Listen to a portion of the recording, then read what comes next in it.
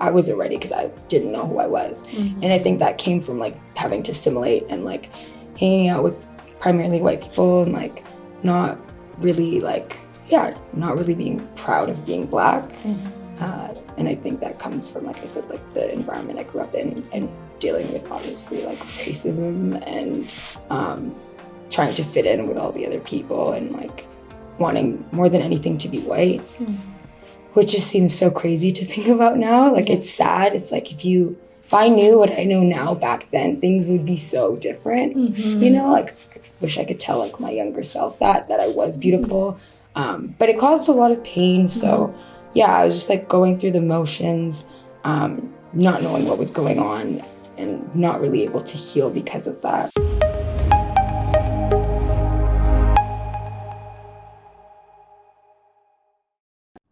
Welcome to another episode of Meta Transitions. Today we have as our guest Betty Mulat. Welcome, Betty. Thank you for having me, Tricia. Yes. Please introduce yourself to our audience. My name is Betty, and I am the founder of the Vancouver Black Therapy and Advocacy Foundation, which I recently founded in early June. And it started off as a GoFundMe to provide therapy for 10 Black folks free of charge. And now it's been incorporated into a foundation as of the other week. So I'm hoping it can become like a hub for Black folks to keep them connected with mental health resources in the Lower Mainland. And also I'm the co-founder of Newsy Collective, which is a music collective dedicated to providing a platform for specifically Black folks, Black trans folks, queer folks, non-binary folks within the Vancouver electronic music scene. So through Newsy, our main goal is to reclaim the Black roots of house and techno and electronic music and also rap. And we just book artists from out of town and local artists and try and merge the two to expose Vancouver to Black culture. And I'm also a painter and a DJ and producer, and I produce mainly like electronic music. So that's what I do in a nutshell. Lovely. Oh man, this is amazing to have you here and to be able to speak to, what's been going on within our community at this point. Yeah. So let us start maybe by you sharing with us your story. My story. So I was born in Vancouver or in Burnaby. I've lived here my whole life. Grew up with a single mom. I'm first generation, so my whole family's from Ethiopia.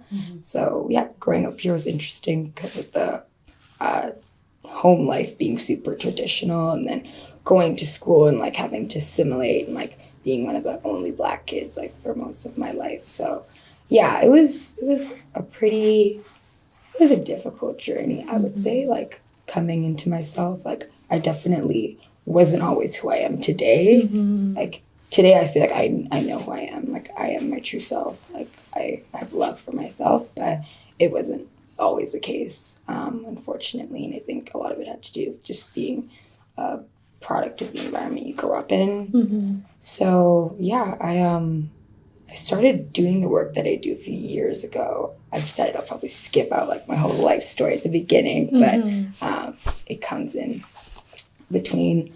I would say like my biggest transition was definitely probably a few years after I finished high school.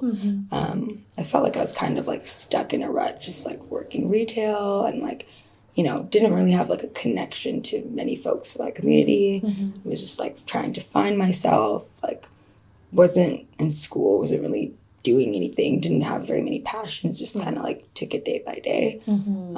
Was in like a lot of relationships I found that like weren't really serving me either.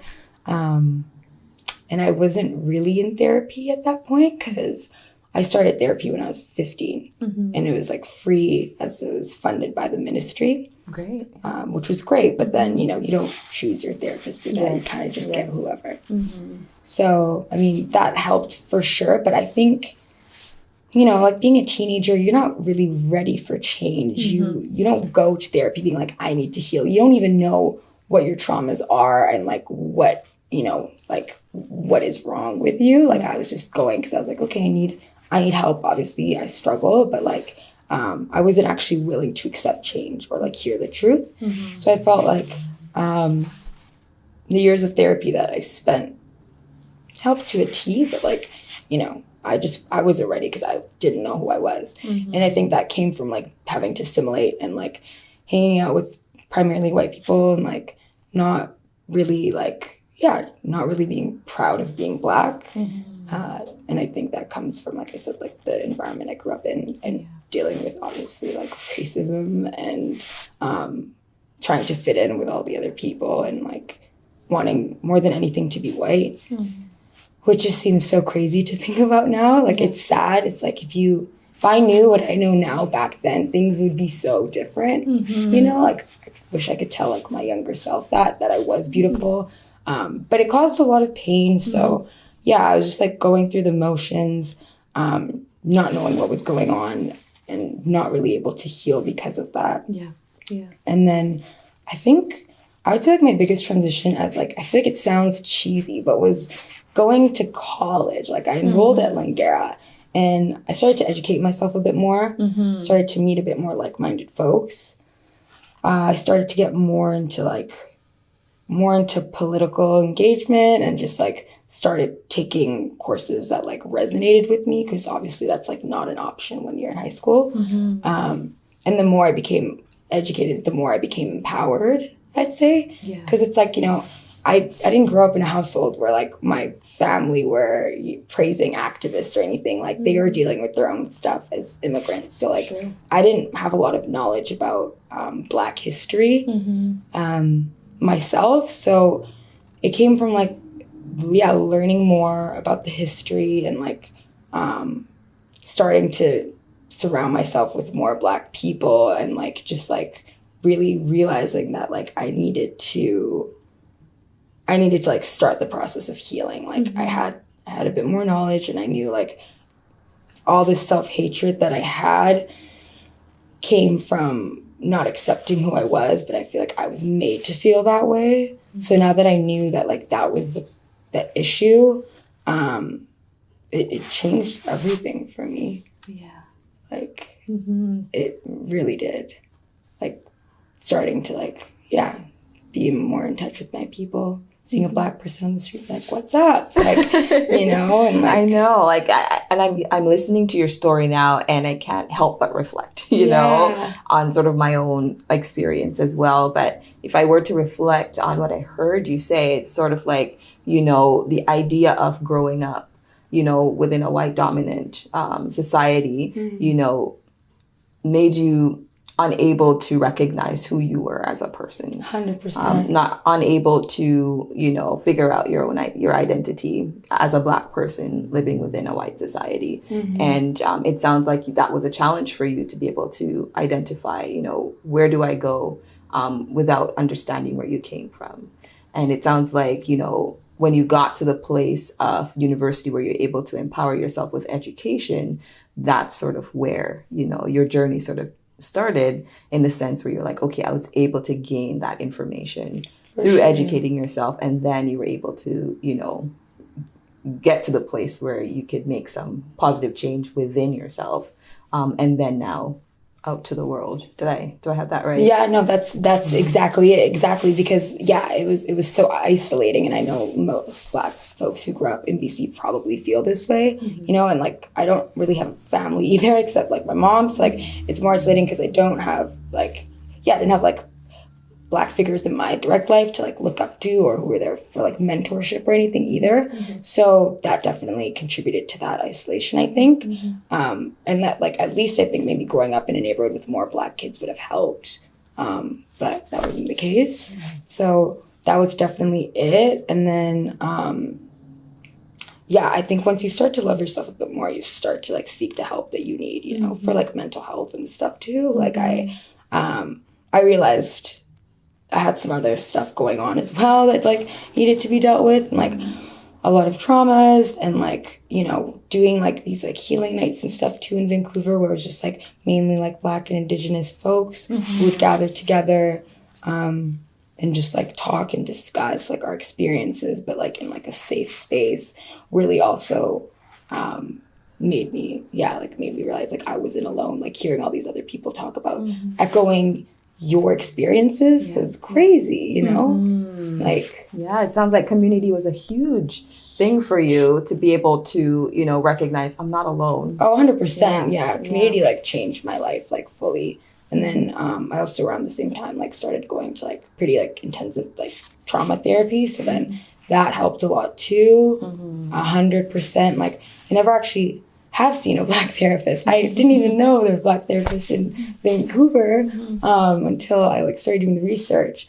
But like I guess this therapist has like a pretty anti-racist approach and like does the work. So that helped because I was able to talk about my experiences and obviously other stuff. Like it's not like racism is the only trauma I've dealt with, but all my other things I've struggled with too, and being able to talk about that and like feel heard and realize I was doing a lot of things to like sabotage myself consistently. And that comes from like not respecting yourself. Right. But because you aren't respected, you know? So counseling also played a huge role. It sounds like, you know, in the idea, in you being able to explore and be able to unearth, you know, maybe some other things that may have been, you know, an issue for you, as you said, traumas, so racism, along with some of these other things. And it sounds like that was able to help you to come into your own and to, you know, be able to hone yourself and what it is that you wanted to do in life. 100%. Yeah. Wonderful. Thank you so much for sharing so far. You know, I'm sitting here and I'm listening to you, and, you know, I feel like, you know, I'm gaining an understanding of who you are as a person. So thank you for sharing so honestly. No worries. Yes. No. All right. Yeah. So the next question has to do with, at what point did you sort of recognize a change within yourself? You talked about education, you talked about therapy, you talked about community. Having gone through sort of those avenues or mediums, at what point did you recognize that you were changing or that you were transforming?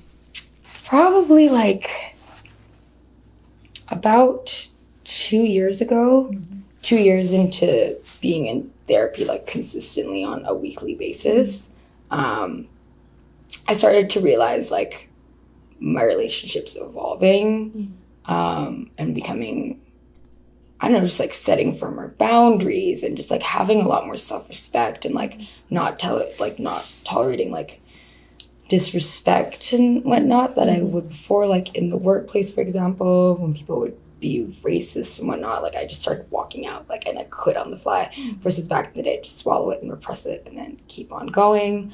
I also noticed by like doing a lot of like activism and like community oriented work within the community. It was interesting because it's like I'm really good at performing. Like I'm pretty private about my own struggles and internal battles, and I don't talk about personal things. So I feel like a lot of people think I'm always doing well and like don't know like a lot of things, and it's not on purpose. I think it's like a survival thing. I did it my whole life, so I still do it now. So yeah, people would just be like, you're killing it, you're doing so well, you're doing so much. And like, you know, when you are organizing events and you're like bringing people together, people like see you as like a leading figure, a leader.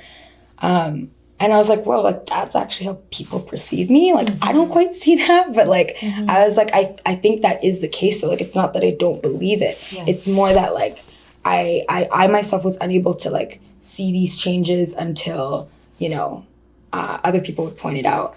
And even seeing people from like the Ethiopian community and stuff, to be honest, like growing up when you are like such a traumatized child, like you act out in ways that make you like difficult. So I was a difficult kid, very difficult. And then, you know, seeing a lot of the people from the community now who like used to be judgmental, being like, yeah, like congratulating me and saying like, I've changed so much. And like, you know, saying that they see like the progress is like also interesting. I'm like, oh, I think it's because I'm a lot more like composed and calmer and I'm not as angry anymore. That's all it is, you know? It's like anger, I started to realize like how the anger I had inside was like manifesting in all these different ways.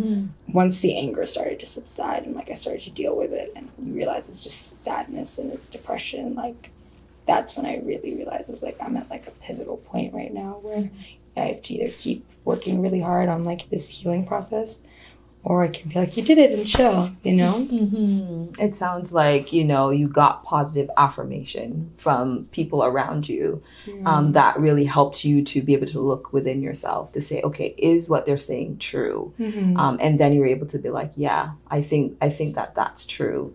In the sense that you were able to identify, you know, that you were changing because you were not only doing positive things in the community, but you were also recognizing a change within your own self in the way that you responded to, you know, maybe adversity or things that came at you in a less angry way. And, you know, also thinking about, you know, again, cultural roots, right? And a lot of times people are like, you know, as individuals, you're not normally seen as the best within your own community. 100%, right? yeah. So to get, you know, again, positive affirmation from your own community, I can see how that would speak volumes for you as well. Sure. Yeah, it's a big thing. I mean, I learned to disregard it, right? I was like, whatever, they'll think what they want to think. And like, I think a lot of ethnic communities are the same way, obviously.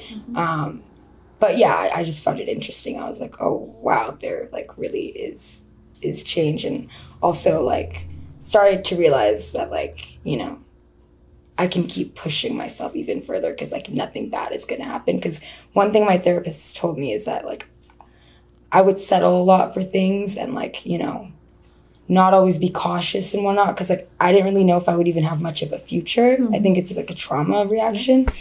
And then, you know, once I like realized I needed to get over that mentality, that's when I actually started living my life and starting things, working on art, working hard, like working on a work ethic and like really just like honing my craft with music and, you know, like believing in myself to like start things like the fund and stuff. Because before I didn't think about the future ever. I didn't know what that would look like, you know?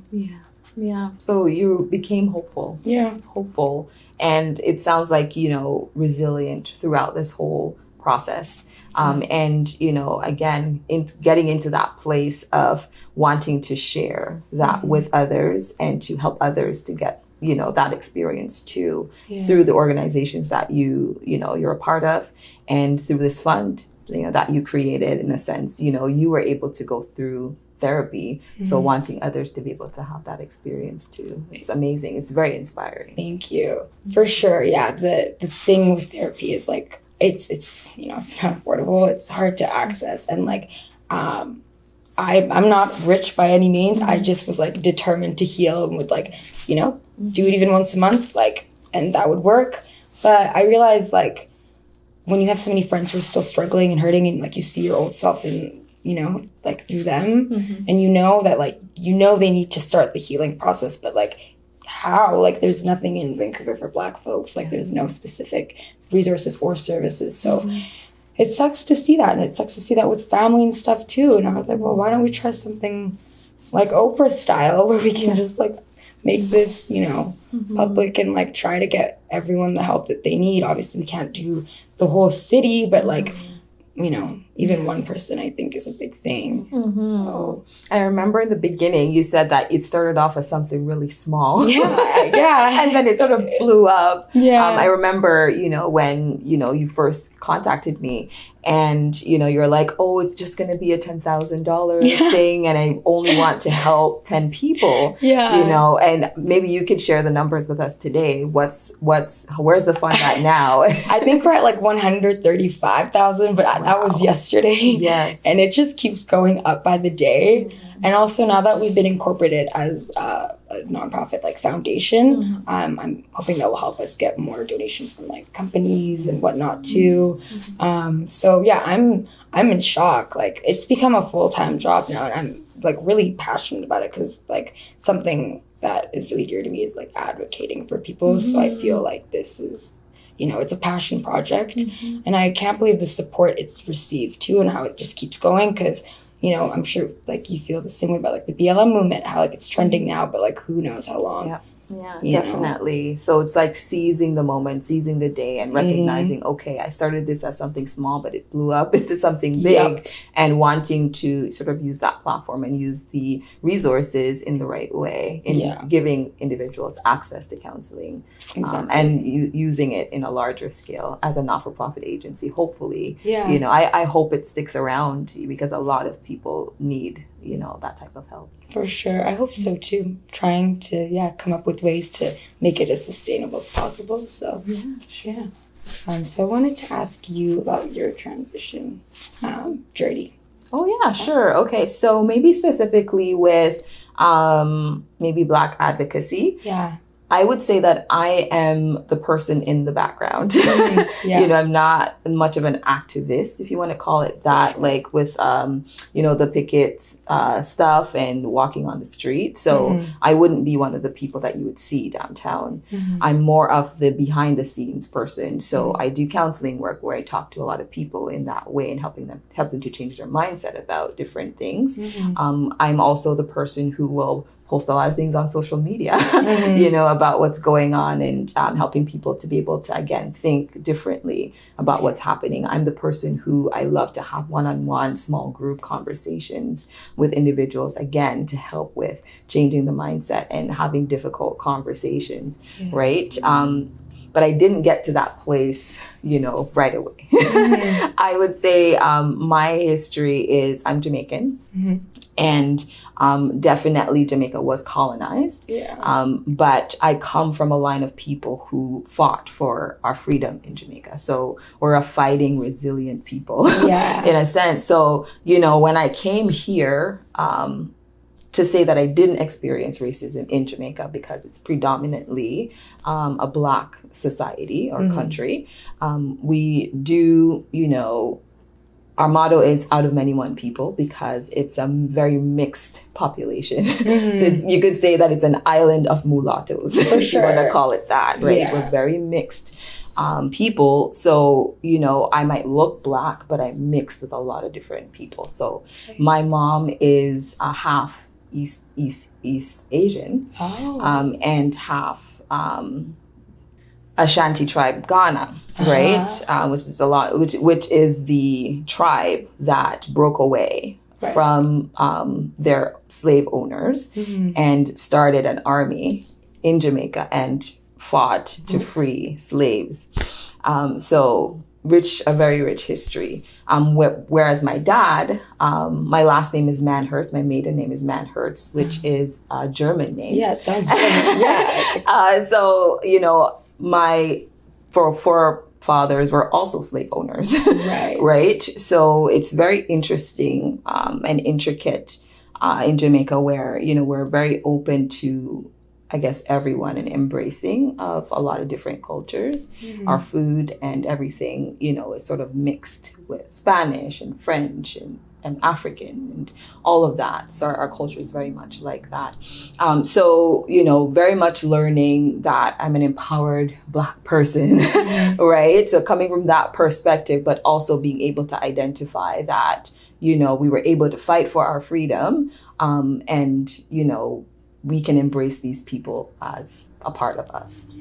So now coming to, you know, North America, and having sort of that ideal, you know, it wasn't a huge challenge for me to sort of transition into a space where I saw other cultures, and, you know, to be able to identify, okay, yes, I'm different from them, but it doesn't mean that I'm less than, in a sense, right? So that was very important for me to be able to recognize that.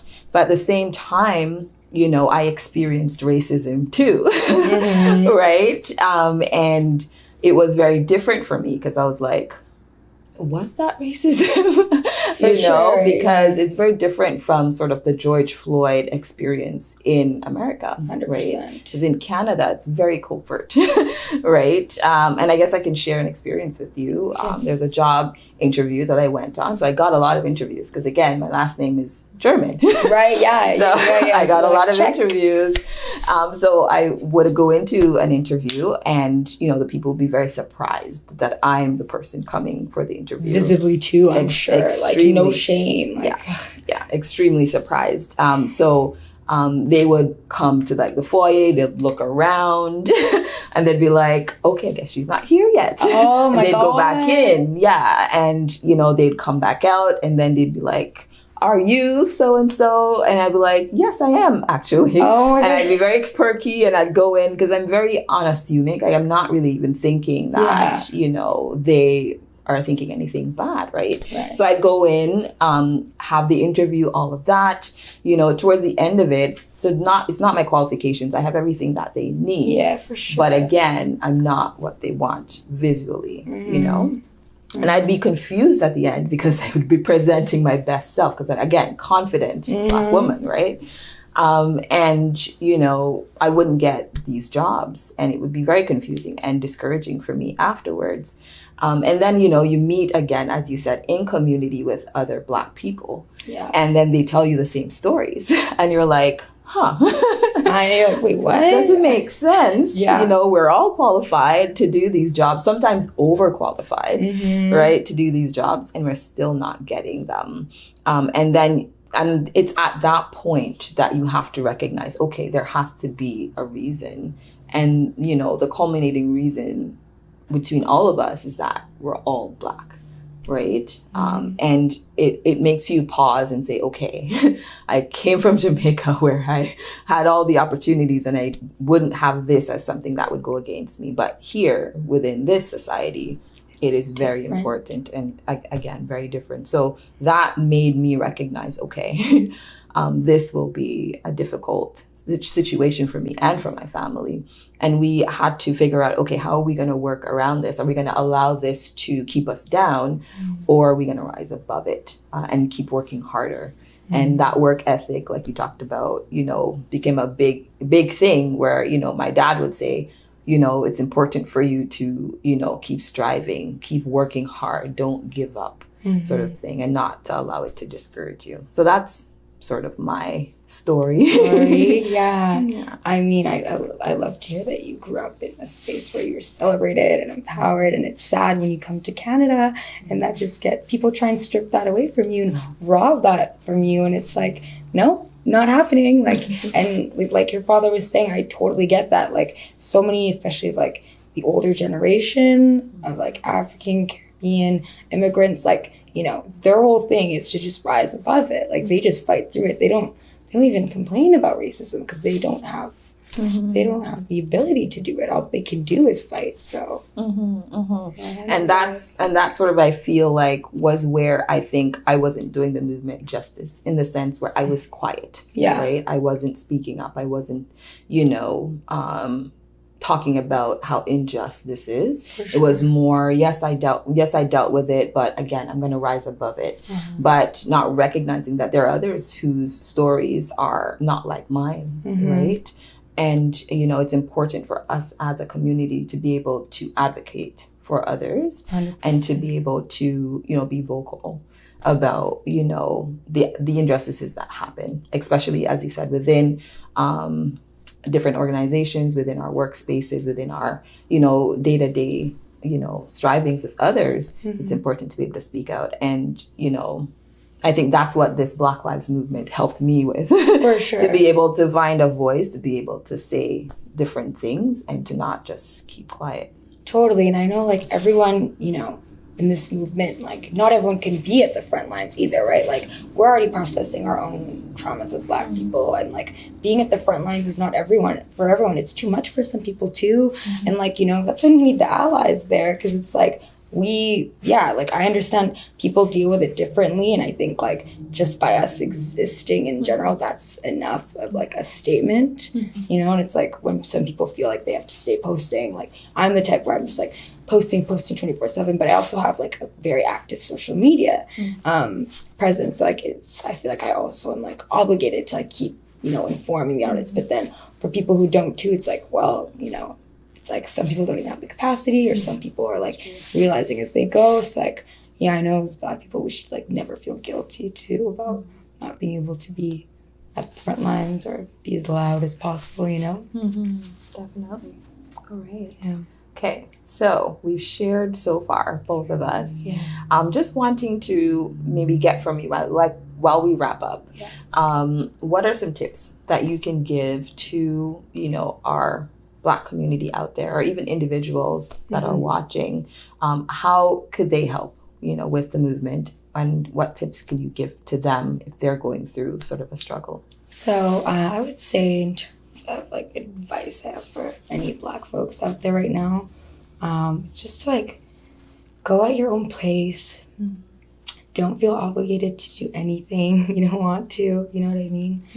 Like take time to like replenish yourself and like nourish yourself. And I know it's really hard, but it's like, our community as a whole are like specifically struggling at this moment, but it's like we still have to go through the motions of life. We still have obligations we have to meet. We still have bills to pay. And it's hard to feel like you have to keep up when like, there's so much going on in the world, and we're in the midst of a revolution. So it's like, it's not an easy time and a pandemic.